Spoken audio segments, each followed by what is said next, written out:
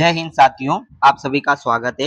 इस क्लास में हम कवर करेंगे कंप्यूटर अनुदेशक भर्ती 2027 से संबंधित वन शॉट मैराथन क्लास, जिसके अंदर आपको 200 वन लाइनर एमसीक्यू से संबंधित डायरेक्ट सीधे आंसर मिलेंगे, जो एग्जाम के रिवीजन के लिए मोस्ट इंपोर्टेंट होंगे। इसके लिए हमने जो टॉपिक रखे हैं वो fundamental operating system, internet, networking और डीबीएमएस संबंधित वन लाइनर क्वेश्चन देखने को मिलेंगे। तो आप वीडियो को अंत तक जरूर देखें, जिससे आपको एग्जाम क्लियर करने में बहुत बहुत मदद मिलेगी।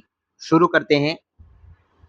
पहला टॉपिक हमने लिया है ऑपरेटिंग सिस्टम से संबंधित, जिसका पहला क्वेश्चन है ऑपरेटिंग सिस्टम का मुख्य कार्य क्या है। क्वेश्चन है कि ऑपरेटिंग सिस्टम का मुख्य कार्य क्या है। तो आंसर हो जाएगा कंप्यूटर हार्डवेयर और यूजर के बीच इंटरफेस प्रदान करना और सिस्टम रिसोर्सेज को मैनेज करने का कार्य किसके द्वारा किया जाता है। तो आपको ध्यान रखना है ओएस यानी कि ऑपरेटिंग सिस्टम के द्वारा किया जाता है। तो इसका आंसर क्या हो जाएगा, कंप्यूटर हार्डवेयर और जो यूजर होता है उसके बीच इंटरफेस का प्रदान करना और सारे रिसोर्सेस को मैनेज करने का कार्य ऑपरेटिंग सिस्टम द्वारा किया जाता है। दूसरा क्वेश्चन है ऑपरेटिंग सिस्टम का वह कौन सा मुख्य भाग है जो हमेशा मेन मेमोरी रैम में रहता है। तो राइट आंसर क्या है इसका, ऑपरेटिंग सिस्टम में मुख्य भाग कर्नल कौन रहता है, कर्नल हो जाएगा इसका राइट आंसर। तीसरा क्वेश्चन है बूटिंग प्रक्रिया का क्या अर्थ है। ये क्वेश्चन भी एग्जाम में आता है, बूटिंग से आप क्या समझते हैं। तो बूटिंग का अर्थ सामान्यतः क्या होता है, कंप्यूटर को स्टार्ट या रीस्टार्ट करने पर ऑपरेटिंग सिस्टम को सेकेंडरी मेमोरी से रैम में लोड करना क्या कहलाता है, बूटिंग कहलाता है। क्या कहलाता है, बूटिंग कहलाता है। बूटिंग भी आपको ध्यान रखनी है कितने प्रकार की होती है, तो आपको आगे क्वेश्चन में आएगी बूटिंग कितने प्रकार की होती है। तो आपको ध्यान रखना है 2 प्रकार की होती है। तो इसका राइट आंसर क्या हो गया, कंप्यूटर को स्टार्ट करना या रीस्टार्ट करना।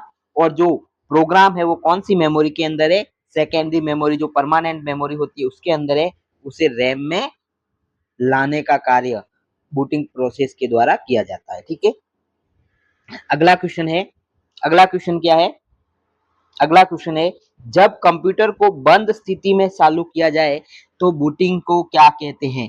यानी कि आपका जो डेस्कटॉप या कंप्यूटर है जो बिल्कुल बंद पड़ा है, बिल्कुल क्या पड़ा है, बंद पड़ा है, और उसे आप चालू करना चाहते हैं, तो उस प्रक्रिया को क्या कहेंगे, तो उस प्रक्रिया को कहेंगे हम कोल्ड बूटिंग। क्या कहेंगे, कोल्ड बूटिंग। ठीक है, पांचवा क्वेश्चन देखते हैं, चलते हुए कंप्यूटर को वापस रीस्टार्ट करने की प्रक्रिया क्या कहलाती है।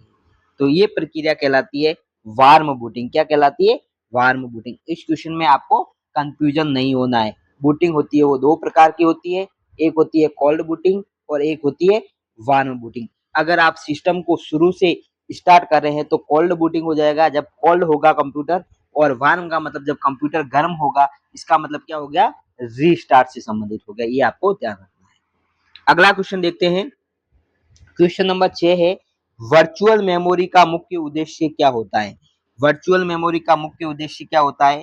तो साथियों, वर्चुअल मेमोरी का मतलब होता है, मोस्ट इंपोर्टेंट क्वेश्चन है, रैम की फिजिकल क्षमता से बड़े प्रोग्राम को चलाने के लिए हार्ड डिस्क के स्पेस को एक्सटेंडेड रैम की तरह इस्तेमाल करना। समझना, वर्चुअल मेमोरी को मैं समझाता हूँ। वर्चुअल मेमोरी क्या होती है, एक्चुअली काल्पनिक एक रैम होती है। जैसे माना कि आपके पास कोई रैम मेमोरी है, उसके अंदर आपके स्पेस बचा है सिर्फ 14 GB। कितना, 14 GB का। और आपको कोई प्रोग्राम लोड करना है, क्या करना है, प्रोग्राम रन करना है। जो प्रोग्राम की साइज है वो 16 GB की है। कितने की है, 16 GB की। तो आप बताइए मुझे, क्या 14 GB स्पेस में 16 GB प्रोग्राम रन कर पाएगा, एक्चुअली नहीं कर पाएगा, क्योंकि 2 GB का स्पेस कम पड़ जाएगा। तो उस समय अपन क्या करते हैं, इस समय करते हैं क्या, एक हार्ड डिस्क मेमोरी। कौन सी मेमोरी, हार्ड डिस्क जो सेकेंडरी मेमोरी होती है, हार्ड डिस्क परमानेंट, उसके अंदर एक स्पेस क्रिएट करेंगे जिसे हम कहेंगे वर्चुअल मेमोरी। क्या कहेंगे, वर्चुअल मेमोरी। और जो स्पेस होगा वो क्या होगा, 2 GB का होगा। कितना, 2 GB का। और ये रैम की तरह इस्तेमाल करेगा, लेकिन ये स्पेस लिया कहां से जाएगा, हार्ड डिस्क के अंदर से टेम्परेली। तब जब आपका 14 GB स्पेस रैम में मौजूद है और 2 GB आपने वर्चुअल मेमोरी क्रिएट की और 16 GB का स्पेस क्रिएट हो जाएगा, जिससे आपका जो प्रोग्राम है वो क्या हो जाएगा, रन हो जाएगा। तो ये बेसिकली वर्चुअल मेमोरी की कहानी है, आपको समझना है। ठीक है, अगला क्वेश्चन देखते हैं। अगला क्वेश्चन है क्वेश्चन प्रोसीजर या कोड जब कस्टमाइज्ड होकर रनिंग मोड में आ जाता है तो उसे क्या कहते हैं। बहुत ही अच्छा क्वेश्चन। प्रोसीजर या कोड जब कस्टमाइज्ड होकर रनिंग मोड में आ जाता है, रनिंग मोड का मतलब हो जाता है वो कहाँ आ गया, सीपीयू में आ गया। तो उस प्रोसेस को हम सीधा कहते हैं कंप्यूटर द्वारा प्रोसेस करना। क्या कहलाता है, प्रोसेस करना, जिसे हम प्रोसेसिंग भी कह सकते हैं। क्या कह सकते हैं, प्रोसेसिंग। और ध्यान रखना है आपको, प्रोसेसिंग का जो कार्य है वो सीपीयू के द्वारा किया जाता है। ये भी अच्छा क्वेश्चन है, ठीक है। अगला क्वेश्चन देखते हैं। एक ही समय में एक से अधिक प्रोग्राम्स को मेन मेमोरी में रखकर सीपीयू द्वारा प्रोसेस करना क्या कहलाता है। तो क्या कहलाता है, मल्टी प्रोग्रामिंग। क्या कहलाता है, मल्टी प्रोग्रामिंग। एक से ज्यादा प्रोग्राम को एक साथ रन करना। अगला क्वेश्चन देखते हैं। अगला क्वेश्चन है समय साझाकरण यानी कि टाइम शेयरिंग के आधार पर कई कार्यों को एक साथ करने की तकनीक क्या कहलाती है। तो एक साथ टाइम शेयरिंग करके कई कार्यों को करने की तकनीक को हम क्या कहते हैं, तो आंसर क्या हो जाएगा, मल्टीटास्किंग कहते हैं। क्या कहते हैं, मल्टीटास्किंग, ठीक है। अगला क्वेश्चन देखते हैं। क्वेश्चन नंबर 10, जीयूआई का पूर्ण रूप क्या है। जीयूआई का फुल फॉर्म पूछा है तो सीधा सा आपको आंसर आना चाहिए ग्राफिकल यूजर इंटरफेस। क्या हो जाएगा, ग्राफिकल यूजर इंटरफेस, ठीक है। अगला क्वेश्चन है एमएस डॉस किस प्रकार का ऑपरेटिंग सिस्टम है। तो MS DOS single user command line interface आधारित ऑपरेटिंग सिस्टम है, आपको ध्यान रखना है। अगला क्वेश्चन है लिनक्स किस प्रकार का सॉफ्टवेयर है।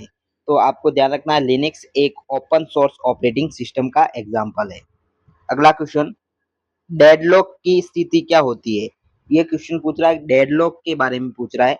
तो जब दो या दो से अधिक प्रोसेस एक दूसरे के रिसोर्स को रिलीज करने का इंतजार करते हुए हमेशा के लिए ब्लॉक हो जाती है, उसे क्या कहते हैं, डेडलॉक। ये सारे चीज देख लो, हमेशा प्रिंटिंग से संबंधित है, समझना आप ऑपरेटिंग सिस्टम के। जब दो प्रिंट एक साथ दे सकते हैं तो कभी कभी ब्लॉकेज हो जाती है, तो वो उदाहरण हो जाएगा डेडलॉक का, ठीक है। अगला क्वेश्चन बैंकर्स एल्गोरिथम का उपयोग ऑपरेटिंग सिस्टम में किसके लिए किया जाता है। बैंकर्स एल्गोरिथम का उपयोग तो जो डेडलॉक अवॉइडेंस करने के लिए, यानी कि जो ब्लॉक हो जाते हैं डेडलॉक को टालने के लिए हम बैंकर्स एल्गोरिथम का उपयोग करते हैं, ये आपको ध्यान रखना है। अगला क्वेश्चन है पेज फॉल्ट कब उत्पन्न होता है। तो पेज फॉल्ट कब उत्पन्न होता है, जब सीपीयू द्वारा रिक्वेस्ट किया गया पेज मेन मेमोरी में नहीं मिलता है, तो इसे हम पेज फॉल्ट कहते हैं। क्या कहते हैं, पेज फॉल्ट, यानी कि सीपीयू द्वारा रिक्वेस्ट किया गया पेज मेन मेमोरी में।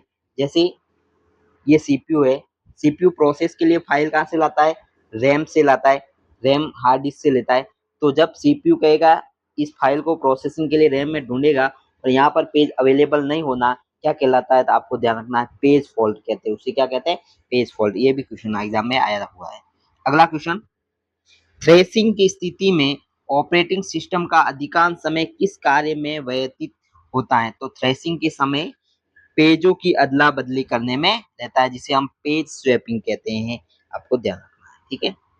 अगला क्वेश्चन किसी प्रोसेस को अस्थायी रूप से रैम से सेकेंडरी मेमोरी में भेजने की प्रक्रिया क्या कहलाती है। क्वेश्चन ध्यान से, किसी कोई प्रोसेस है उसे अस्थायी रूप से टेम्परेरी रैम से सेकेंडरी मेमोरी में भेजने की प्रक्रिया, इसे हम स्वैपिंग कहते हैं। क्या कहते हैं, आंसर क्या है, स्वैपिंग। अगला क्वेश्चन नए चाइल्ड प्रोसेस को क्रिएट करने के लिए किस लिनक्स या यूनिक्स में किस सिस्टम कॉल का उपयोग किया जाता है। तो नए चाइल्ड प्रोसेस को क्रिएट करने के लिए हम फॉर्क सिस्टम कॉल का उपयोग करते हैं लिनक्स में, ध्यान रखना है, फॉर्क सिस्टम कॉल। अगला क्वेश्चन है स्पूलिंग का पूर्ण रूप क्या है। स्पूलिंग का पूर्ण रूप पूछा है, तो स्पूलिंग का पूर्ण रूप क्या हो जाएगा, साइमल्टेनियस पेरिफेरल ऑपरेशन ऑनलाइन, ये आपको ध्यान रखना है, simultaneous peripheral operation on line. अगला क्वेश्चन प्रिंटर जैसे धीमे डिवाइस के आउटपुट को स्टोर करने के लिए किस तकनीक का उपयोग होता है। तो प्रिंटर जैसे धीमे डिवाइस को आउटपुट को स्टोर करने के लिए हम स्पूलिंग का उपयोग करते हैं। किसका उपयोग करते हैं, स्पूलिंग का, आपको ध्यान रखना है। अगला क्वेश्चन विंडोज में फाइलों को व्यवस्थित करने के लिए मुख्य रूप से किस फाइल सिस्टम का प्रयोग किया जाता है। मोस्ट इंपोर्टेंट क्वेश्चन, तो विंडोज में फाइलों को व्यवस्थित करने के लिए NTFS new technology file system का उपयोग होता है। ये क्वेश्चन स्टार वाला है, आपको ध्यान रखना है। NTFS new technology file system. अगला क्वेश्चन, सीपीयू शेड्यूलिंग में राउंड रोबिन एल्गोरिथम किस सिद्धांत पर कार्य करती है? तो आपको ध्यान होना चाहिए, सीपीयू शेड्यूलिंग के अंदर राउंड रोबिन जो एल्गोरिथम है वो टाइम क्वांटम के आधार पर कार्य करती है। ठीक है, अगला क्वेश्चन, जब किसी लो प्रायोरिटी प्रोसेस को रिसोर्स के लिए अनिश्चित काल तक इंतजार करना पड़ता है तो उस स्थिति को हम क्या कहते हैं? जब किसी लो प्रायोरिटी प्रोसेस रिसोर्स को अनिश्चित काल तक इंतजार करना पड़ता है, यानी कि जिसकी प्रायोरिटी कम है उसको ज्यादा इंतजार करना पड़ेगा प्रोसेस में सीधा सा, तो उसे हम कहते हैं स्टारवेशन। क्या कहते हैं? स्टारवेशन। ये भी आपको ध्यान रखना है। ठीक है, अगला क्वेश्चन, स्टारवेशन की समस्या को दूर करने के लिए किस तकनीक का उपयोग किया जाता है? ये भी अच्छा है। तो स्टारवेशन की समस्या को दूर करने के लिए हम एजिंग का उपयोग करेंगे। एजिंग क्या होता है? इसमें समय के साथ प्रोसेस की प्रायोरिटी को बढ़ा दिया जाता है, यानी कि जिस कोई प्रोसेस वो लंबे समय तक पड़ी है तो उसकी प्रायोरिटी को आगे लाया जाएगा और उसको प्रोसेस कर दिया जाएगा। अगला क्वेश्चन, वह कौन सी पेज रिप्लेसमेंट एल्गोरिथम है जो बेलेडी की विसंगति यानी कि बेलेडी एनोमली को प्रदर्शित करती है? बेलेडी की विसंगति को। तो राइट आंसर क्या है इसका? इसका आंसर ही हो जाएगा FIFO, first in first out, यानी कि जो पहले आएगी वो पहले प्रोसेस हो जाएगी। तो ये इसका उदाहरण है ब्लेडी एनोमली का, आपको ध्यान रखना है। अगला क्वेश्चन, क्रिटिकल सेक्शन क्या होता है? तो क्रिटिकल सेक्शन क्या होता है? तो आंसर क्या है? प्रोग्राम के कोड का वह भाग जहां शेयर्ड रिसोर्स को एक्सेस किया जाता है उसे हम क्रिटिकल सेक्शन कहते हैं, जहां कोड का वह भाग जो शेयर्ड रिसोर्सेज को एक्सेस कर रहा होता है। ठीक है, 27वां क्वेश्चन, कर्नल और यूजर के बीच की कमांड को ट्रांसलेट करने के प्रोग्राम को क्या कहते हैं? बहुत ही अच्छा क्वेश्चन। कर्नल है और यूजर है, उनके बीच कमांड को ट्रांसफर करने के लिए शेल का उपयोग करते हैं। किसका उपयोग करते हैं? शेल का उपयोग करते हैं। अगला क्वेश्चन, मिसाइल कंट्रोल या रोबोटिक्स में किस प्रकार के ऑपरेटिंग सिस्टम का उपयोग किया जाता है? ये भी मोस्ट इंपोर्टेंट क्वेश्चन है। तो मिसाइल और कंट्रोल रोबोटिक्स के लिए हम RTOS real time operating system का कार्य पड़ता है, तो इसलिए इसका उपयोग किया जाता है। अगला क्वेश्चन है, थ्रेड को लाइट वेट प्रोसेस क्यों कहा जाता है? बहुत ही अच्छा क्वेश्चन, थ्रेड को लाइट वेट प्रोसेस क्यों कहा जाता है? तो आंसर क्या है?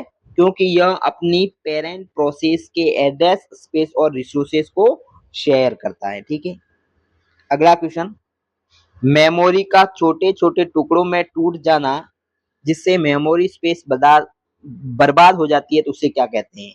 बहुत ही इंपॉर्टेंट क्वेश्चन है ये। तो मेमोरी के छोटे छोटे टुकड़े हो जाना जिससे स्पेस की बर्बादी हो उसे हम फ्रेगमेंटेशन कहते हैं। क्या कहते हैं? फ्रेगमेंटेशन। और इस समस्या को हल करना क्या कहलाता है? तो आपको ध्यान रखना है, डीफ्रेगमेंटेशन। क्या कहलाएगा? डीफ्रेगमेंटेशन। ठीक है, आपको ये भी याद रखना है। अगला क्वेश्चन, एक्सटर्नल फ्रेगमेंटेशन को दूर करने की प्रक्रिया को क्या कहते हैं? तो एक्सटर्नल जो बाहरी फ्रेगमेंटेशन है उस प्रक्रिया को हम कॉम्पैक्शन कहते हैं। क्या कहते हैं? कॉम्पैक्शन। अगला क्वेश्चन, लिनक्स में किसी फाइल की परमिशन बदलने के लिए किस कमांड का उपयोग किया जाता है? तो लिनक्स में फाइल की परमिशन को बदलने के लिए chmod का उपयोग किया जाता है। ठीक है, इस कमांड का उपयोग हम करते हैं। अगला क्वेश्चन, कंप्यूटर की रैम में लोड होने वाला पहला प्रोग्राम कौन सा होता है जो रोम में स्टोर होता है? बहुत ही इंपॉर्टेंट क्वेश्चन। ये कंप्यूटर की बूटिंग प्रक्रिया से संबंधित है। कौन सी प्रक्रिया से? बूटिंग प्रक्रिया से संबंधित।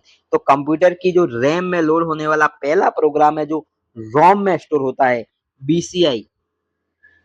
ये क्वेश्चन जो 2021 में BCI की परीक्षा हुई थी उसमें आया था कि बूटिंग प्रोग्राम है वो कहाँ स्टोर होता है। तो आपको ध्यान रखना है, ये क्वेश्चन आपको मैं बता देता हूँ। साथियों, मैं खुद कंप्यूटर अनुदेशक हूँ तो आपको मैं बता देता हूँ, ये क्वेश्चन आया था और इस ऑप्शन में आपको देखने को मिले थे बायोस और रोम दोनों, लेकिन जो बोर्ड ने राइट आंसर माना है इसका रोम माना है, जो बूटिंग प्रोसेस रोम में मौजूद होता है। आपको ध्यान रखना है। तो क्या है ये? BIOS, basic input output system, आपको ध्यान रखना है। अगला क्वेश्चन, रैम को फिक्स्ड साइज के ब्लॉक्स में बांटना क्या कहलाता है? तो रैम को फिक्स साइज के ब्लॉक्स में बांटना हम फ्रेम कहते हैं। क्या कहते हैं? फ्रेम्स। अगला क्वेश्चन, लॉजिकल मेमोरी को फिक्स साइज के ब्लॉक्स में बांटना क्या कहलाता है? तो लॉजिकल मेमोरी को बांटना पेजेस कहते हैं। क्या कहते हैं? पेजेस। अगला क्वेश्चन, डिस्क शेड्यूलिंग में स्कैन एल्गोरिथम को किस नाम से जाना जाता है? तो डिस्क शेड्यूलिंग में स्कैन एल्गोरिथम को हम एलिवेटर एल्गोरिथम के नाम से जानते हैं। अगला क्वेश्चन है, वह कौन सी प्रोसेस है जो समाप्त यानी कि टर्मिनेट हो चुकी है लेकिन फिर भी प्रोसेस टेबल में उसकी एंट्री बनी हुई होती है? बहुत इंपॉर्टेंट क्वेश्चन, समझना। प्रोसेस का टाइम समाप्त हो जाता है लेकिन प्रोसेस टेबल में बनी रहती है, उसे हम ज़ॉम्बी प्रोसेस कहते हैं। क्या कहते हैं? Zombie process. Star question, zombie process. अगला क्वेश्चन, यदि किसी पेरेंट प्रोसेस की मृत्यु चाइल्ड प्रोसेस से पहले हो जाए तो चाइल्ड प्रोसेस क्या कहलाती है? तो क्या कहलाती है? तो ऑर्फन प्रोसेस कहते हैं। ठीक है। अगला क्वेश्चन, विंडोज ऑपरेटिंग सिस्टम में कॉन्फ़िगरेशन सेटिंग को स्टोर करने वाले डेटाबेस को क्या कहते हैं? तो विंडोज ऑपरेटिंग सिस्टम में कॉन्फ़िगरेशन सेटिंग को स्टोर करने वाले डेटाबेस को हम विंडोज रजिस्ट्री कहते हैं। क्या कहते हैं? Windows registry. अगला क्वेश्चन है, किसी प्रोसेस द्वारा सीपीयू प्राप्त करने के लिए किए गए कुल इंतजार के समय को क्या कहते हैं? तो सीपीयू प्राप्त करने के लिए इंतजार कर रहे हैं, इसे हम वेटिंग टाइम कहते हैं। क्या कहते हैं? Waiting time. अगला क्वेश्चन, टर्न अराउंड टाइम की गणना कैसे की जाती है? तो टर्न अराउंड की गणना कंप्लीशन टाइम से अराइवल टाइम को घटाकर की जाती है। अगला क्वेश्चन, हार्डवेयर डिवाइस को ऑपरेटिंग सिस्टम के साथ कम्युनिकेट करने के में मदद करने वाले विशेष प्रोग्राम को क्या कहते हैं? तो इसे हम डिवाइस ड्राइवर कहते हैं। क्या कहते हैं? Device driver. आंसर। ठीक है। अगला क्वेश्चन, कर्नल मोड और यूजर मोड के बीच स्विच करने के लिए सीपीयू किसका उपयोग करता है? तो कर्नल मोड और यूजर मोड के बीच स्विच करने के लिए सीपीयू मोड बिट का उपयोग करता है। किसका उपयोग करता है? मोड बिट का।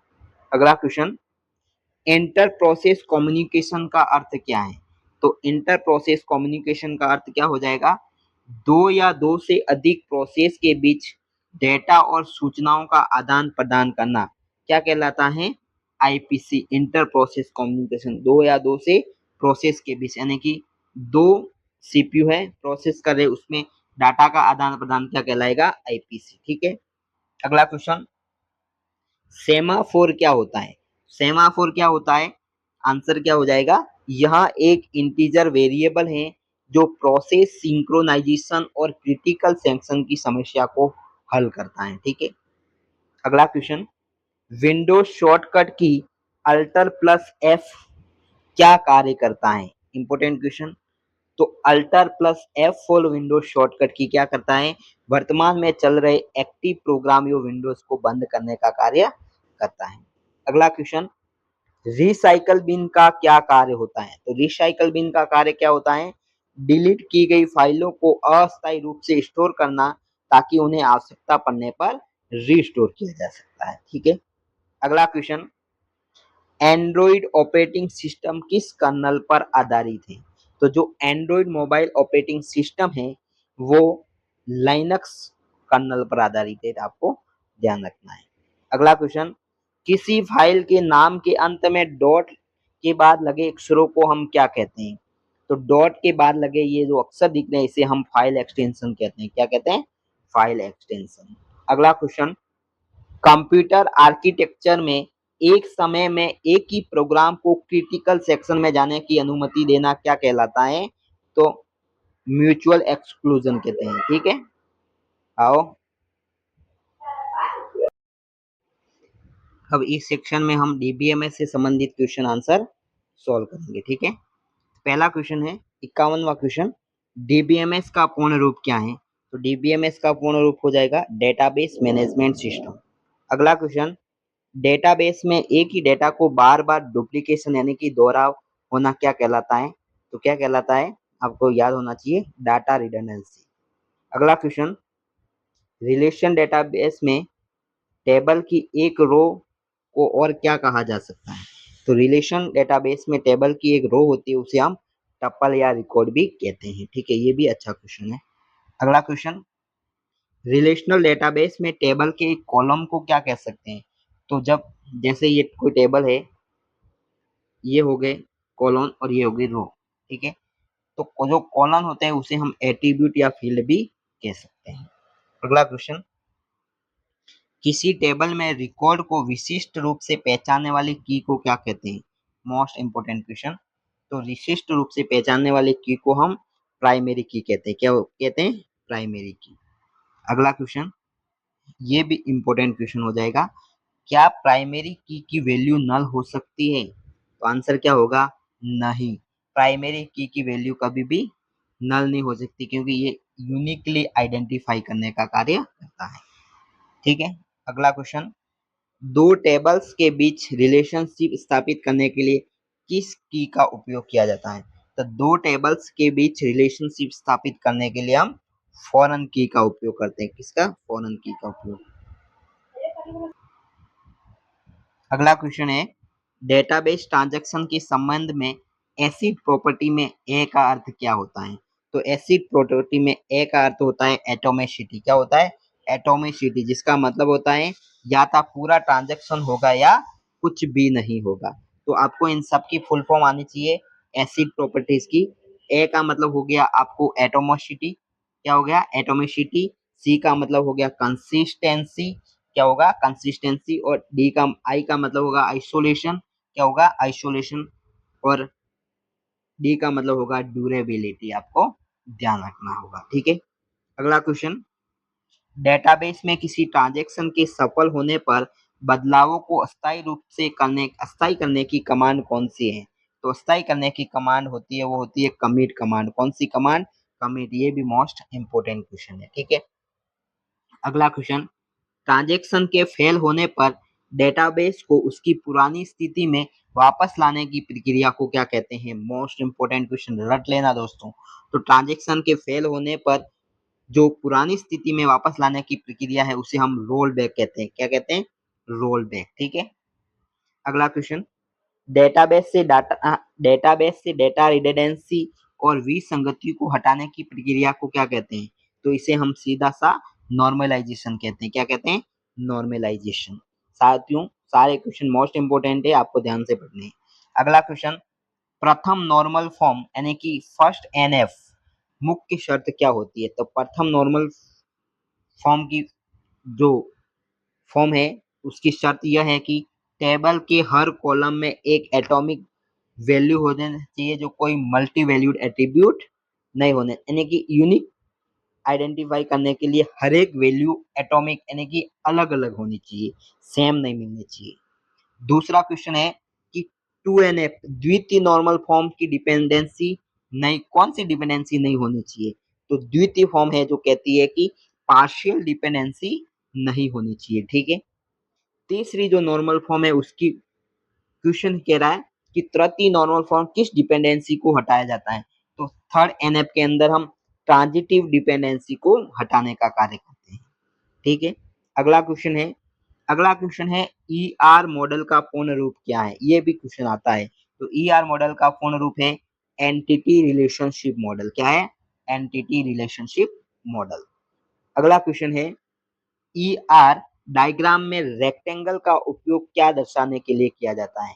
तो रेक्टेंगल का उपयोग हम एंटिटी शेड दर्शाने के लिए करते हैं। ठीक है, अगला क्वेश्चन है ईआर डायग्राम में इलिप्स या ओरल क्या प्रदर्शित करता है? इस प्रकार का शेप होता है जो क्या करता है?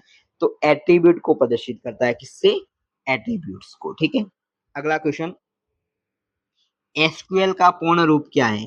तो एसक्यूएल का पूर्ण रूप आना चाहिए स्ट्रक्चर्ड क्वेरी लैंग्वेज। क्या हो जाएगा? Structured query language. अगला क्वेश्चन, एसक्यूएल की किस कैटेगरी का उपयोग डेटाबेस के स्ट्रक्चर स्कीमा को परिभाषित करने के लिए किया जाता है?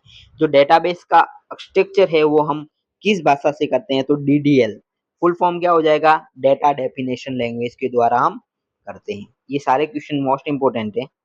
अगला क्वेश्चन है क्रिएट, अल्टर और ड्रॉप किस प्रकार की एसक्यूएल कमांड है? तो most important question, create, alter और ड्रॉप डीडीएल यानी कि डाटा डेफिनेशन लैंग्वेज कमांड है। आपको ध्यान रखना है, ये क्वेश्चन सीधे आते हैं। अगला क्वेश्चन, सेलेक्ट, इंसर्ट, अपडेट और डिलीट किस प्रकार की कमांड है? तो ये डीएमएल डेटा मैनिपुलेशन लैंग्वेज की कमांड्स हैं, आपको ध्यान रखना है। अगला क्वेश्चन है, एसक्यूएल में डेटाबेस में रिकॉर्ड को डिलीट करने के साथ साथ स्ट्रक्चर को पूरी तरह से हटाने के लिए किस कमांड का उपयोग करते हैं? तो ध्यान रखना, आपको ड्रॉप कमांड का उपयोग करते हैं स्ट्रक्चर को पूरा मिटाने के लिए। ठीक है, अगला क्वेश्चन, टर्न कैट और डिलीट कमांड में मुख्य अंतर क्या है? मोस्ट इंपोर्टेंट, टर्न कैट और डिलीट में मुख्य अंतर क्या हो जाएगा?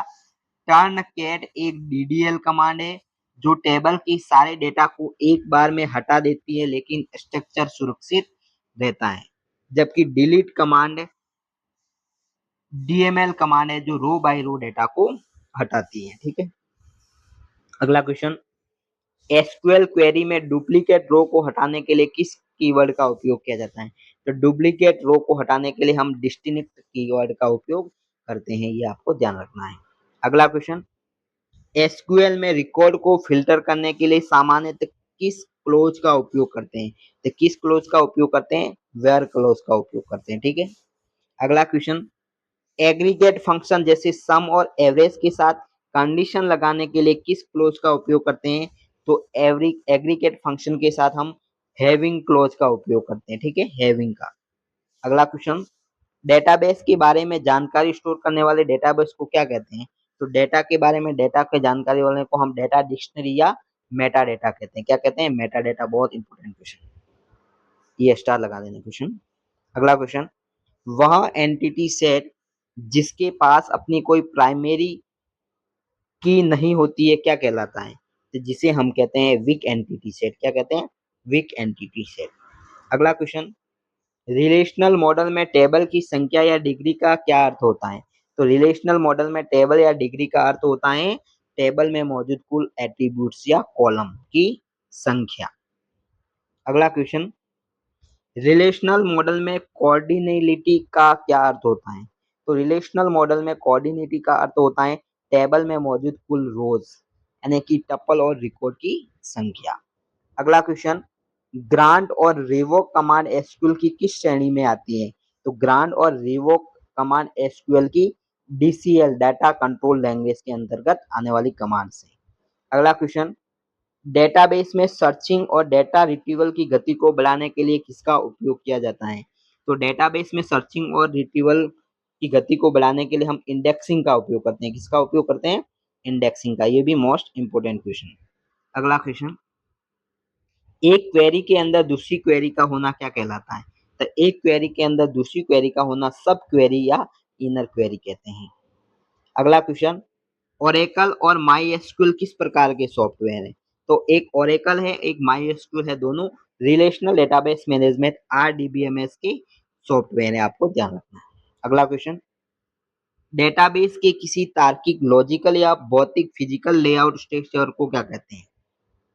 तो क्या कहते हैं? स्कीमा कहते हैं। भौतिक जो फिजिकल लेआउट होता है उसे हम स्कीमा नाम से क्वेश्चन, और ये क्वेश्चन एग्जाम में पूछा जाता है, मोस्ट इंपोर्टेंट है। अगला क्वेश्चन, डेटाबेस में व्यू क्या होता है? तो डेटाबेस में व्यू क्या होता है? मोस्ट इंपोर्टेंट क्वेश्चन है। एक वर्चुअल टेबल जिसका अपना कोई भौतिक फिजिकल डेटा नहीं होता है, यह क्वेरी के रिजल्ट पर आधारित होता है, इसे हम व्यू कहते हैं। अगला क्वेश्चन, दो टेबल से डेटा को उनके कॉलम कॉमन कॉलम के आधार पर कंबाइन करने की प्रक्रिया को क्या कहते हैं? जैसे दो टेबल से डाटा को कंबाइन करना क्या कहलाता है? जॉइन कहलाता है। क्या कहलाता है? जॉइन। अगला क्वेश्चन, किसी एट्रीब्यूट के परमिशिबल अनुमेय मानों को पूरे सेट को क्या कहते हैं? तो डोमेन कहते हैं। क्या कहते हैं? Answer domain. अगला क्वेश्चन, डेटाबेस आर्किटेक्चर के तीन लेवल कौन कौन से हैं? तो डेटा आर्किटेक्चर के तीन लेवल, पहला है एक्सटर्नल व्यू लेवल, एक्सटर्नल, दूसरा है लॉजिकल लेवल और तीसरा है फिजिकल लेवल। ठीक है, अगला क्वेश्चन, यूजर को डेटाबेस का केवल वही हिस्सा दिखाना जिसे उसकी जरूरत है क्या कहलाता है? तो डेटा एब्स्ट्रैक्शन कहते हैं हम। क्या कहते हैं? Data abstraction. ये भी मोस्ट इंपोर्टेंट क्वेश्चन है, स्टार क्वेश्चन। अगला क्वेश्चन, डेटाबेस के बैकअप और रिकवरी को मैनेज करने वाले व्यक्ति को क्या कहते हैं? तो डेटाबेस का बैकअप और रिकवरी जो मैनेज करता है उसे हम डीबीए, डेटाबेस एडमिनिस्ट्रेटर कहते हैं। ठीक है, राइट आंसर इसका ये हो जाएगा। अगला क्वेश्चन, बड़ी मात्रा में ऐतिहासिक डेटा को एनालिसिस करने के लिए एक केंद्र स्तर पर डेटा स्टोर करना क्या कहलाता है? तो डेटा वेयर हाउस कहते हैं। क्या कहते हैं? Data warehouse. अगला क्वेश्चन, डेटा वेयर हाउस से उपयोगी पैटर्न्स और ट्रेडर्स खोजने की प्रक्रिया क्या कहलाती है? तो माइनिंग, डेटा माइनिंग। आंसर क्या हो जाएगा? Data mining. अगला क्वेश्चन, अनस्ट्रक्चर्ड और बड़े डेटा को स्टोर करने के लिए किस प्रकार के डेटाबेस का उपयोग किया जाता है? तो अनस्ट्रक्चर्ड और बड़े डेटा को स्टोर करने के लिए नो एसक्यूएल डेटाबेस जैसे मोंगोडीबी का उपयोग हम करते हैं। अगला क्वेश्चन, रिलेशनल अलजेब्रा किस प्रकार की क्वेरी लैंग्वेज है? तो रिलेशनल अलजेब्रा है वो प्रोसीजरल लैंग्वेज है। कौन सी? Procedural language. अगला क्वेश्चन, एसक्यूएल किस प्रकार की लैंग्वेज का उदाहरण है? तो एसक्यूएल जो है वो नॉन प्रोसीजरल या डिक्लेरेटिव लैंग्वेज का एग्जांपल है। अगला क्वेश्चन, डेटाबेस में दो ट्रांजैक्शन एक साथ चलने पर डेटा अशुद्धि को रोकने की व्यवस्था को क्या कहलाते हैं? तो क्या कहते हैं? कंकरेंसी कंट्रोल करना। ठीक है। अगला क्वेश्चन, बी ट्री और बी प्लस ट्री का उपयोग डेटाबेस में किसके लिए किया जाता है? तो बी ट्री और बी प्लस ट्री का उपयोग इंडेक्सिंग को तेजी से लागू करने के लिए किया जाता है। अगला क्वेश्चन, चेक पॉइंट का उपयोग मुख्य रूप से किस कार्य में होता है? तो चेक पॉइंट का उपयोग डेटाबेस रिकवरी सिस्टम में सिस्टम क्रैश के बाद लॉग फाइलों की रीप्रोसेसिंग को कम करने के लिए किया जाता है। अगला क्वेश्चन, एसक्यूएल में रिकॉर्ड को बढ़ते या घटते क्रम में सॉर्ट करने के लिए किस क्लॉज का उपयोग किया जाता है? तो एसक्यूएल में जो रिकॉर्ड को बढ़ते या घटते क्रम में असेंडिंग और डिसेंडिंग ऑर्डर में सॉर्ट करने के लिए हम ऑर्डर बाय क्लॉज का उपयोग करते हैं। तो साथियों ये थे 50 प्लस 50 दोनों क्वेश्चन, 100 क्वेश्चन हो गए। अब अगले पार्ट में हम 100 क्वेश्चन और करेंगे। ठीक, अब हम कंप्यूटर आर्किटेक्चर और ऑर्गेनाइजेशन से संबंधित मुख्य प्रश्न करते हैं। क्वेश्चन है, आधुनिक कंप्यूटरों में उपयोग होने वाला स्टोर्ड प्रोग्राम का सिद्धांत किसने दिया था? तो स्टोर्ड प्रोग्राम का सिद्धांत जॉन वॉन न्यूमैन नामक वैज्ञानिक ने दिया था। अगला क्वेश्चन है, सीपीयू का पूर्ण रूप क्या है? तो सीपीयू का पूर्ण रूप क्या हो जाएगा? Central processing unit. अगला क्वेश्चन, सीपीयू के दो मुख्य आंतरिक भाग कंपोनेंट्स कौन कौन से होते हैं? तो सीपीयू के जो दो आंतरिक भाग होते हैं, एक तो होता है एएलयू जिसे हम अर्थमेटिक लॉजिक यूनिट कहते हैं, और एक होता है सीयू जिसे हम कंट्रोल यूनिट कहते हैं। अगला क्वेश्चन, सीपीयू का कौन सा भाग सभी गणितीय और तार्किक गणनाएं करता है, क्या कहलाता है?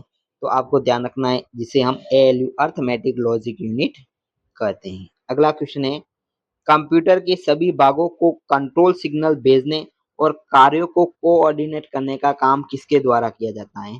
अच्छा क्वेश्चन है, बहुत इंपॉर्टेंट। तो ये कार्य सीईयू कंट्रोल यूनिट के द्वारा हम करते हैं। अगला क्वेश्चन, कंप्यूटर की सबसे तेज और सबसे छोटी मेमोरी कौन सी होती है जो सीपीयू के अंदर स्थित होती है? तो सबसे छोटी मेमोरी होती है वो रजिस्टर मेमोरी होती है, आपको ध्यान रखना है। ठीक है। अगला क्वेश्चन, प्रोग्राम काउंटर रजिस्टर का क्या कार्य है? तो प्रोग्राम काउंटर रजिस्टर होता है, उसका क्या कार्य है? स्टार्ट लगा देना। अगले निष्पादित एग्जीक्यूट होने वाले इंस्ट्रक्शन का मेमोरी एड्रेस स्टोर करने का कार्य इसके द्वारा किया जाता है। अगला क्वेश्चन है, इंस्ट्रक्शन रजिस्टर आईआर का क्या कार्य है? तो इंस्ट्रक्शन रजिस्टर आईआर का कार्य है वर्तमान में डिकोड या एग्जीक्यूट हो रहे इंस्ट्रक्शन को होल्ड करके रखना। ठीक है। अगला क्वेश्चन, एक्यूमुलेटर रजिस्टर का मुख्य कार्य क्या होता है? तो एक्यूमुलेटर जो रजिस्टर होता है वो मुख्य कार्य क्या होता है साथियों? एलयू के द्वारा किए गए ऑपरेशन को इंटरमीडिएट यानी कि तुरंत के रिजल्ट को स्टोर कर देना का कार्य करता है। अगला क्वेश्चन, सीपीयू मेमोरी और आईओ डिवाइसेस के बीच डेटा और सिग्नल ले जाने वाले तारों के समूह को हम क्या कहते हैं? Most important question. तो तारों के जो समूह होता है इसे हम सिस्टम बस कहते हैं। क्या कहते हैं? सिस्टम बस। अगला क्वेश्चन, सिस्टम बस के तीन भाग कौन कौन से होते हैं? तो सिस्टम बस के तीन भाग होते हैं, डेटा बस, एड्रेस बस और कंट्रोल बस। ठीक है, आपको ध्यान रखना है। अगला क्वेश्चन, एड्रेस बस की दिशा कैसी होती है? तो एड्रेस बस होता है, उसकी जो दिशा होती है वो यूनिडायरेक्शनल होती है, केवल सीपीयू से मेमोरी या आईओ की तरफ ही ले जाता है। आईओ का मतलब इनपुट आउटपुट पार्ट्स की तरफ ले जाता है, यूनिडायरेक्शनली होती है, बाई डायरेक्शनल नहीं होती है। अगला क्वेश्चन, रैम का पूर्ण रूप क्या हो जाएगा? तो रैंडम एक्सेस मेमोरी हो जाएगा। क्या हो जाएगा? Random access memory. और आपको ध्यान रखना है ये कौन सी मेमोरी है? तो ये अस्थायी मेमोरी। कौन सी? अस्थायी मेमोरी। अगला क्वेश्चन, स्टैटिक रैम और डायनामिक रैम में किसे बार बार रिप्लेस करने की आवश्यकता होती है? तो ध्यान रखना, स्टैटिक रैम और डायनामिक रैम के अंदर डी डायनामिक रैम को बार बार रिप्लेस की आवश्यकता होती है, क्योंकि इसमें डेटा कैपेसिटर में स्टोर होता है जो चार्ज लीक करता है। ठीक है। अगला क्वेश्चन, कैश मेमोरी किन दो घटकों के बीच एक बफर के रूप में कार्य करती है? Most important question. तो कैश मेमोरी होती है वो एक तो सीपीयू और एक रैम के बीच कार्य करती है। ये मोस्ट इंपोर्टेंट क्वेश्चन आपको ध्यान रखना है। अगला क्वेश्चन, कैश मेमोरी किस सिद्धांत पर कार्य करती है? तो cache memory locality of reference सिद्धांत पर कार्य करती है। अगला क्वेश्चन, सीपीयू द्वारा मांगे गए डेटा को कैश मेमोरी में मिल जाना क्या कहलाता है? जिसे हम, आंसर क्या हो जाएगा? Cache hit. अगला क्वेश्चन, सीपीयू द्वारा मांगे गए डेटा को कैश मेमोरी में न मिलना क्या कहलाता है? तो कैश मिस। अगला क्वेश्चन, एक से अधिक इंस्ट्रक्शन के अलग अलग चरणों को एक साथ ओवरलैप करके निष्पादित करने की तकनीक क्या कहलाती है? तो एक से अधिक इंस्ट्रक्शन को अलग अलग चरणों में ओवरलैप करके निष्पादन की प्रणाली, जो एग्जीक्यूटिव प्रणाली है, वो कहलाती है पाइपलाइनिंग। क्या कहलाती है? पाइपलाइनिंग। अगला क्वेश्चन, पाइपलाइनिंग का मुख्य लाभ क्या है? तो पाइपलाइनिंग का मुख्य लाभ यह है, यह सीपीयू के थ्रूपुट प्रति सेकंड कार्य की क्षमता को क्या करता है? बढ़ाता है। अगला क्वेश्चन, रिस्क का पूर्ण रूप क्या है? तो रिस्क का पूर्ण रूप क्या है? Reduced instruction set computer. ये फुल फॉर्म आपको ध्यान रखनी है। अगला है, सिस्क का पूर्ण रूप क्या है? तो सिस्क का पूर्ण रूप क्या हो जाएगा? Complex instruction set computer. ठीक है। अगला क्वेश्चन, हार्ड वायर्ड सीयू और माइक्रो प्रोग्राम कंट्रोल यूनिट में से कौन सा सबसे तेज है? तो इन दोनों के अंदर हार्ड वायर्ड कंट्रोल यूनिट है वो क्या है? तेज है, क्योंकि यह हार्डवेयर सर्किट से बनी होती है। ठीक है। अगला क्वेश्चन, डीएमए का पूर्ण रूप क्या है? तो डीएमए का पूर्ण रूप क्या है? Direct memory access. अगला क्वेश्चन, सीपीयू को डिस्टर्ब किए बिना आईओ डिवाइसेस और रैम के बीच सीधे डेटा ट्रांसफर करने की तकनीक क्या कहलाती है?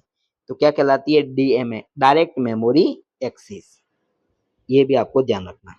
अगला क्वेश्चन, किसी बाहरी डिवाइस द्वारा सीपीयू को अपना वर्तमान कार्य रोकने और तत्काल सेवा देने के लिए भेजा जाता सिग्नल क्या कहलाता है? तो क्या कहलाता है? इंटरप्ट करना। क्या कहलाता है? इंटरप्ट करना। अगला क्वेश्चन, वह कौन सा इंटरप्ट है जिसे सीपीयू द्वारा अनदेखा या डिसेबल नहीं किया जा सकता? तो उसे बोलते हैं नॉन मास्केबल इंटरप्ट, जैसे पावर फेलियर। ठीक है। अगला क्वेश्चन, फ्लोटिंग पॉइंट दशमलव वाले नंबर को कंप्यूटर में स्टोर करने के लिए किस मानक स्टैंडर्ड का उपयोग किया जाता है? तो कौन से मानक स्टैंडर्ड का उपयोग करते हैं? IEEE 754 स्टैंडर्ड का उपयोग करते हैं। अगला क्वेश्चन, साइंड बाइनरी नंबर के मल्टीप्लिकेशन के लिए किस एल्गोरिथम का उपयोग किया जाता है? तो बूथ्स एल्गोरिथम का उपयोग हम करते हैं। अगला क्वेश्चन, इंस्ट्रक्शन साइकिल के 6 चरणों को दर्शाइए। तो इंस्ट्रक्शन साइकिल है वो सबसे पहले क्या करती है? डेटा को फेच करती है, फिर डेटा को डिकोड करके फिर एग्जीक्यूट करने का कार्य करती है। ये इंपॉर्टेंट क्वेश्चन। ठीक है। अगला क्वेश्चन, मेमोरी एड्रेस रजिस्टर का कार्य क्या है? तो मेमोरी एड्रेस रजिस्टर का कार्य क्या है? उस मेमोरी लोकेशन का एड्रेस रखना जहाँ डेटा को पढ़ना या लिखा जाना है। ठीक है। अगला क्वेश्चन, किसी संख्या का टूस कॉम्प्लीमेंट्स कैसे निकाला जाता है? तो सिंपल सा है।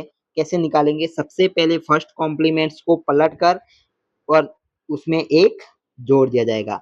यानी कि जैसे कोई संख्या है 0 1 1 1, तो इसका फर्स्ट कॉम्प्लीमेंट होगा तो 0 को 1 कर देंगे, 1 को 0, 0 को 1, 1 को 0 पलट देंगे और फिर इसमें एक हम ऐड कर देंगे इसके अंदर, तो क्या आ जाएगा? टूस कॉम्प्लीमेंट आ जाएगा। ठीक है।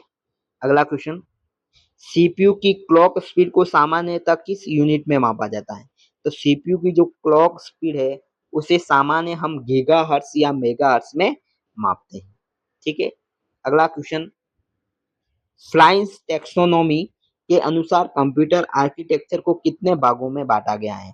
तो फ्लाइंस टेक्सोनोमी के अनुसार कंप्यूटर को 4 भागों में बांटा गया है, SISD, SIMD, MISD या MIMD। ठीक है, अगला क्वेश्चन, रोम में स्टोर अस्थायी प्रोग्राम्स को क्या कहा जाता है जिसे हम बदल नहीं सकते?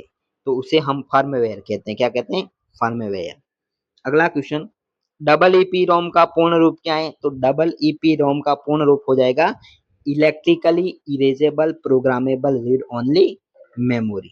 ठीक है, अगला क्वेश्चन, किसी इंस्ट्रक्शन के अंदर ही यदि वास्तविक डेटा दिया हो तो वह कौन सा एड्रेसिंग मोड होता है?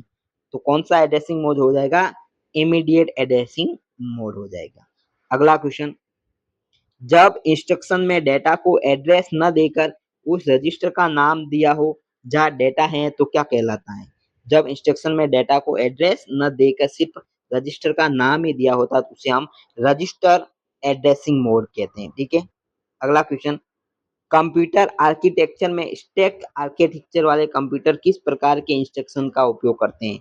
तो कंप्यूटर आर्किटेक्चर में स्टैक आर्किटेक्चर वाले कंप्यूटर जीरो एड्रेसिंग इंस्ट्रक्शन का उपयोग करते हैं। इंपोर्टेंट क्वेश्चन, कंप्यूटर की मेमोरी क्षमता जैसे 4 GB 8 GB मुख्य रूप से किस बस की चौड़ाई विड्थ पर कार्य करती है या निर्भर होती है? तो वो एड्रेस बस की चौड़ाई पर निर्भर करती है। ये आंसर आपको ध्यान रखना है।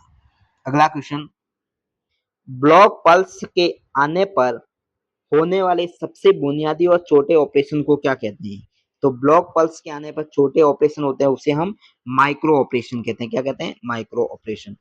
अगला क्वेश्चन, जब सीपीयू को बार बार मुख्य मेमोरी तक न जाना पड़े इसके लिए मेमोरी को अलग मॉड्यूल में बांटना क्या कहलाता है?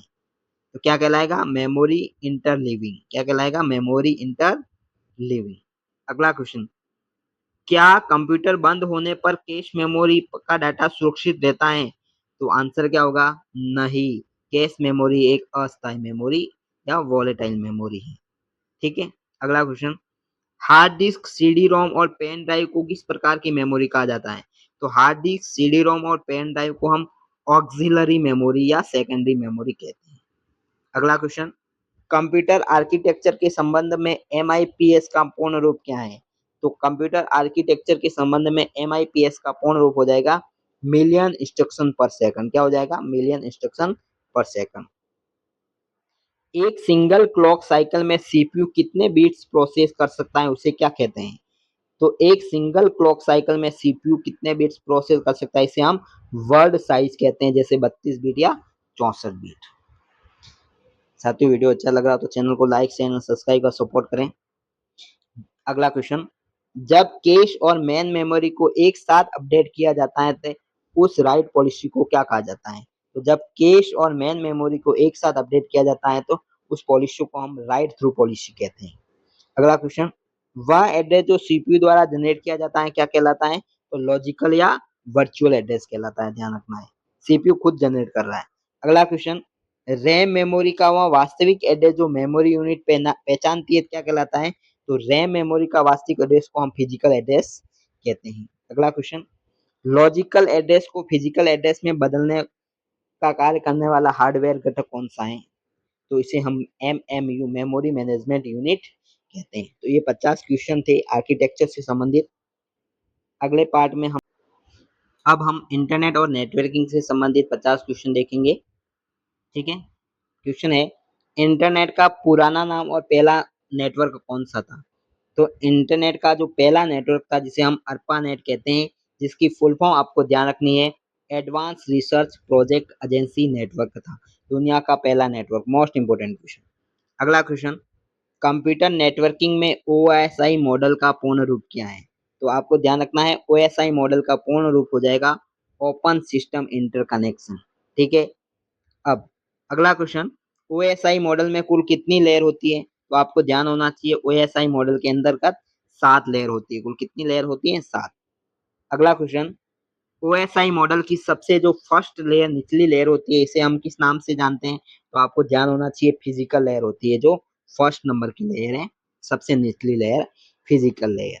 अगला क्वेश्चन, OSI मॉडल की सबसे ऊपरी 7वीं लेयर है कौन सी? 7वीं लेयर कौन सी है? तो आपको ध्यान होना चाहिए, एप्लीकेशन लेयर। कौन सी होती है? Application layer. ठीक है, अगला question, router networking device OSI model की किस लेयर पर कार्य करता है?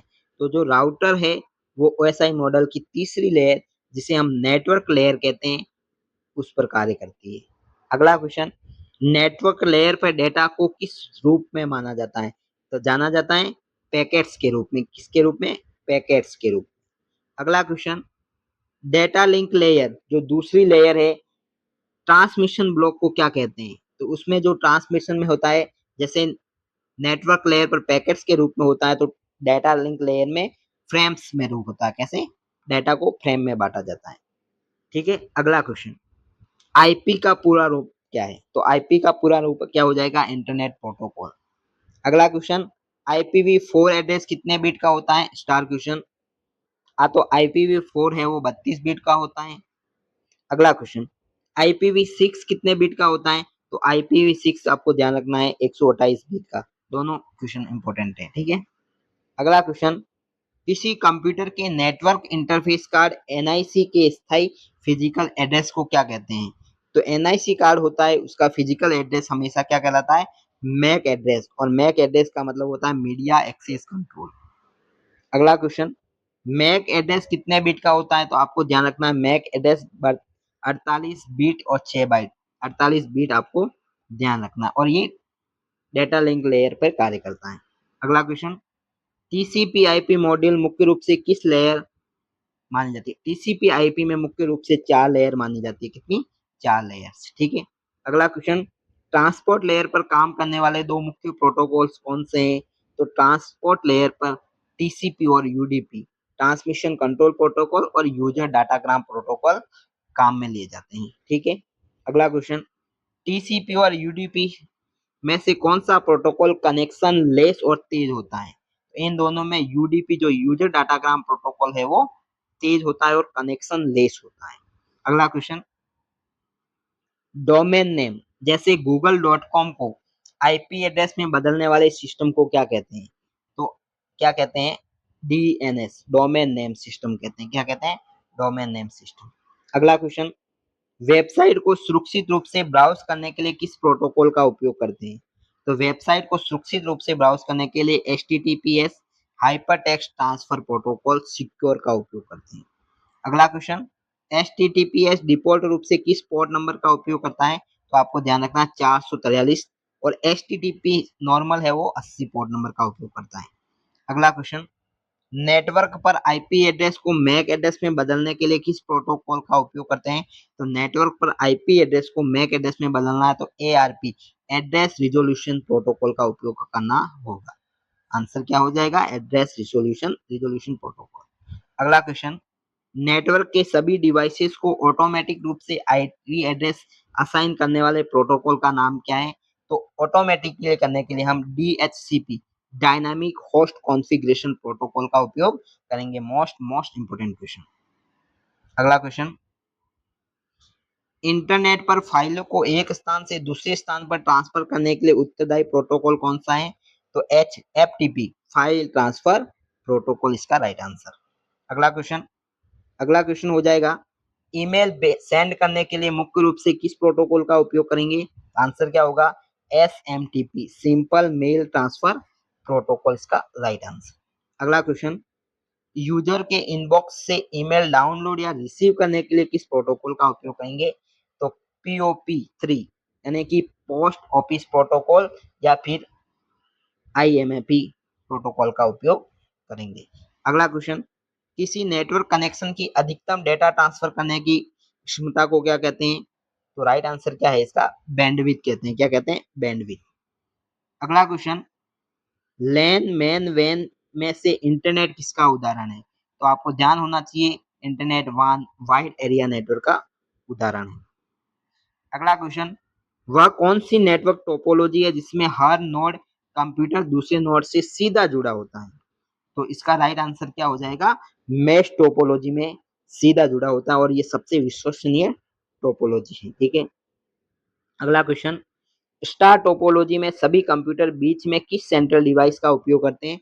तो स्टार टोपोलॉजी के अंदर हम हब या स्विच डिवाइस का उपयोग करते हैं। ये भी अच्छा क्वेश्चन है।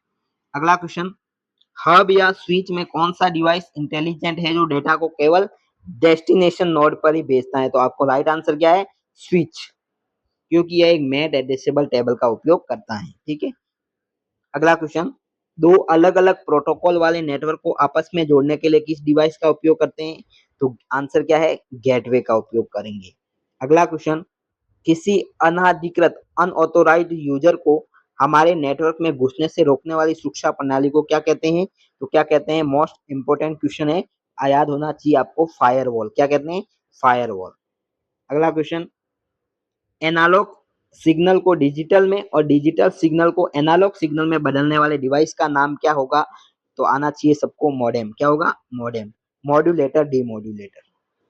अगला क्वेश्चन, नेटवर्क कनेक्टिविटी की जांच करने के लिए किस कमांड का उपयोग किया जाता है? तो नेटवर्क कनेक्टिविटी की जांच करने के लिए हम पिंग कमांड का उपयोग करेंगे। मोस्ट इंपोर्टेंट है, याद कर लेना। अगला क्वेश्चन, पिंग कमांड बैकग्राउंड में किस प्रोटोकॉल का उपयोग करती है?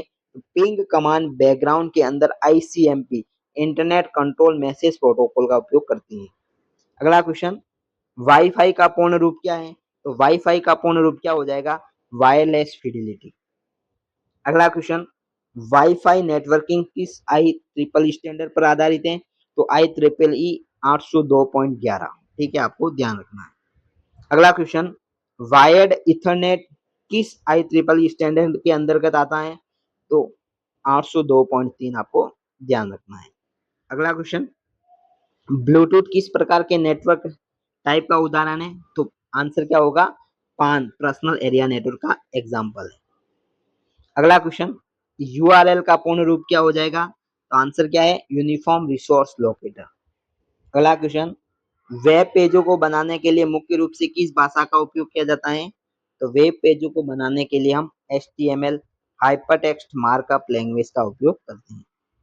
अगला क्वेश्चन, किसी बड़े नेटवर्क को छोटे छोटे सब नेटवर्कों में विभाजित करने की प्रक्रिया को क्या कहते हैं? तो आंसर क्या हो जाएगा? सबनेटिंग। क्या कहते हैं? सबनेटिंग। आईपी एड्रेस 127.0.0.1 को क्या कहा जाता है?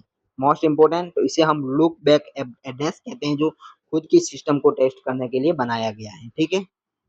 अगला क्वेश्चन, इंटरनेट पर प्रयुक्त होने वाले प्राइवेट आईपी एड्रेस को पब्लिक आईपी एड्रेस में बदलने की तकनीक को क्या कहते हैं?